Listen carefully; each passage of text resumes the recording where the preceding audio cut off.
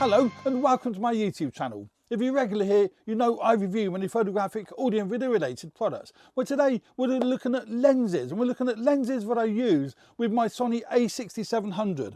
The A6700 is a new APS-C camera launched by Sony, and I'm reviewing this in August of 2023, and it's a great compact APS-C camera, 26 megapixel backside illuminated sensor in this camera. So this camera is a hybrid camera, great for stills, great for video. So it's great for anyone doing both, because a vast majority of content creators are now doing both. They're doing video, they're doing photography, and I've chosen 3 or 4 lenses I think complement this camera beautifully. And the first lens we're going to look at is the Sigma 18-50 f2.8, and the reason why I've chosen this lens is because it is compact, it's really lightweight, but it's got a constant aperture of f2.8 through its entire range. So in APS-C terms, it's classed as an 18-50, so that's about 27-70 in full frame terms. So it goes from wide angle to short telephoto, so it's great for doing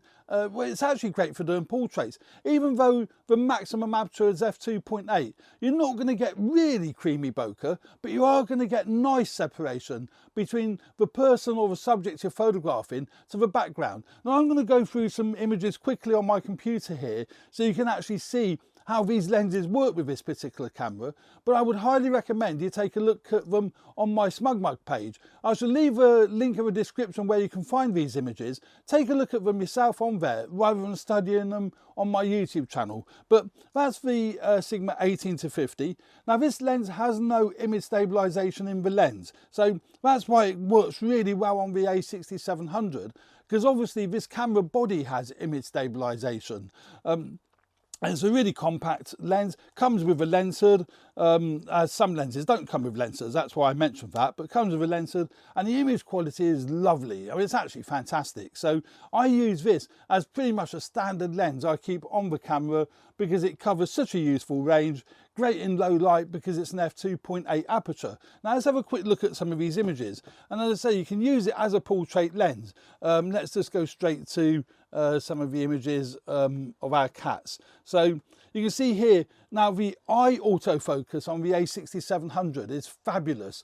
It's great for animals, it's also great for humans as well, and that's why I love using the A6700 for portraits. You can see here little Molly here, it's photographed straight through the foliage in the foreground and in the background, but look how it drops out of focus really nicely. So yeah, great lens. As a standard kit lens, sharpness is lovely, so it replaces your kit lens. It isn't an expensive lens, it's really good value for money, and a lens I can highly recommend. You know, again, you look at little Sammy here, background's been thrown out of focus, foreground is out of focus, but it has well, that's down to the camera, it has focused on little Sammy's eye. So yeah, really useful lens to use as a standard kit lens. So that's the first lens that I can highly recommend for the A6700, is simply because of its flexibility. Now if you need something that's wider, I also complement that with the Sony 11mm lens. So this is the Sony E-mount 11mm, a really lightweight, excellent, ultra sharp, ultra wide angle lens. So 11mm is about 16mm in full frame terms, so you've got a lovely wide angle field of view. It has got a function button on the lens, so you can pre-assign that for whatever you want, whether it be exposure, compensation, ISO, a whole host of different features. And you've got your autofocus, manual focus switch on the lens. Great little lens. It isn't weather sealed, but then I don't go out in heavy rain. Light rain wouldn't be a problem. Built-in lens hood, but great complement to the A6700 if you do need, you know, ultra wide angle. And that's great if you're going out for the day and you want to get buildings. Stick this lens on, take the Sigma off, stick this lens on, and away you go. And you'll see how good it is. Here I took a few test shots here using the 11mm. Contrast is great with this lens, and as I say, sharpness is phenomenal with this lens. And you just get that lovely wide angle look, that really lovely ultra wide angle look, great for architecture as I said, you know, great there, great sharpness. So yeah, my favourite lens to use for doing wide angle shots. It's normally fitted on my ZV-E10 over there in the studio here for getting a wide angle shot in here. It's an f1.8 aperture as well, so really, really useful if you want to do it either shooting low light or for getting that wide angled look. If you need to use, you know, a wider aperture, maybe you are in low light, you're shooting indoors, the fact that it has got an f1.8 aperture is great. Obviously it's not a bokeh lens, being that it's a wide angle lens, but yeah, great for all this sort of thing, so you get so much in. Yeah, lovely lens. So that's the second lens that I can highly recommend. The third lens, if you need a portrait lens, a genuine portrait lens for the A6700, is one of two lenses, or maybe get both, because they are both kind of similar. But my favourite one is the Viltrox 75mm f1.2, and it is a beast of a lens. It's quite a heavy lens, but the bokeh on this lens and the sharpness on this lens is beautiful. So you can create the look of a full frame image actually using this lens on your APS-C camera, on your A6700. Now again, there is no image stabilization in the lens, but the camera body has it, so you don't need it. Manual aperture controlled if you want to use it, but you can set it to automatic. There is a review on my channel of this lens. I'll leave a link up here somewhere, or is that up here? I can never remember. To this particular lens, take a look at that. It's a beautiful lens, one of my favourite lenses, and you've got autofocus, manual focus switch on the side. This aperture ring is declickable if you want to declick it for video, which is really useful. Lovely focus ring. So yeah, a great lens for your portraits. Now, I didn't have a human to photograph, so I photographed some of my cats.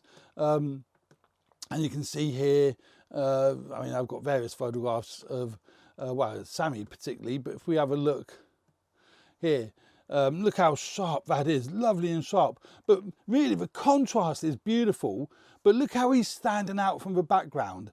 And it's thrown the background completely out of focus.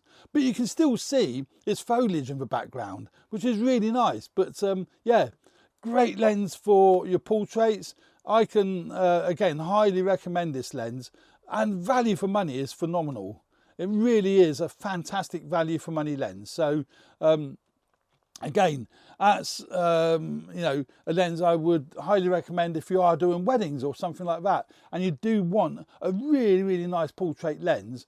And because of the eye autofocus is fantastic on the A6700, the lens works fantastically as well. But as an alternative to that lens is the Sigma 56mm. Now this is so this is about 85mm in full frame terms, 80, something like that. The Sigma 56mm, a lot more compact. Again, no image stabilization in this lens. Comes with a lens, so that's an f1.4 aperture. So again, great for your bokeh and great for your portraits. It's a Sigma contemporary lens, so it's an art lens basically. So you've got really, really nice image quality with this lens. I really like using this lens. And I like it if I have to go out and about, because it is more compact and it's it's very lightweight. But again, the Sigma 56mm, great for your portraits. Let's have a look, see what we have. That is, here we go. Yeah, this is a Sigma 56mm lens. Not quite such nice bokeh on this lens as it is with the Viltrox one, because it's 1.4 as opposed to 1.2. But you still got beautiful separation, and the bokeh is still really, really nice. So again, if you are doing family portraits, you're doing weddings, you're doing anything where you do want to separate the foreground to the background and make the image look really, really professional, the Sigma 56mm is incredible value for money. It's not an expensive lens. Contrast is great. You're going to be so pleased using this lens. So yeah, that's just a few lenses that I can highly recommend for the Sony A6700, and that covers pretty much the entire range. Another lens I'm looking at the moment is the 18-135 which I think is this lens here, yeah, is the Sony 18-135. Now I'm getting some really nice images with this lens. It has got in-lens stabilization, OSS, optical steady shot in the lens. This could be another lens worth considering, possibly as an alternative to the Sigma 18-50. But the aperture range isn't anywhere near as good as the Sigma 18-50, and that's why I've chosen the Sigma 18-50, because it's a constant f2.8.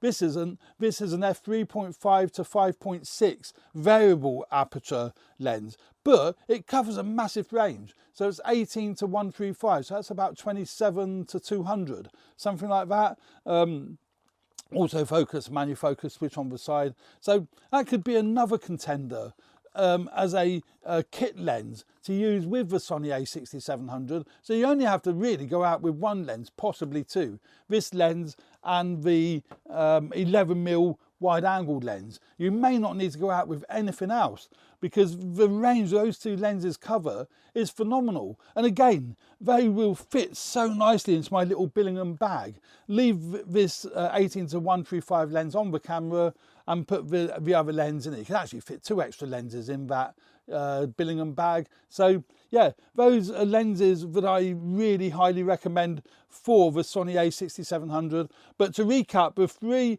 that I would strongly recommend you look at is the Sigma 18-50 contemporary lens, the Sony E-mount 11mm lens, and the Viltrox 75mm, where is it? The Viltrox 75mm f1.2 lens. But if you do want something a little bit more compact, but hasn't got quite such a long range, the Sigma contemporary 56mm lens. So that's 3 or 4 lenses I highly recommend for the Sony A6700, and actually any of the Sony E-mount bodies, but particularly the 6700 and the 6600 and possibly the 6500, because they've all got 5-axis in body stabilization where the lenses haven't. So yeah, highly recommended lenses for that particular camera. So there we go. Thanks very much for watching. I hope you found this video useful. Please subscribe to my channel if you haven't already done so. Hit the like button if you like the content on my videos. I would really appreciate that. And don't forget to take a look at the photographs on my Smug Mug page. That would be really good as well. So thanks very much. Cheers for now. Bye.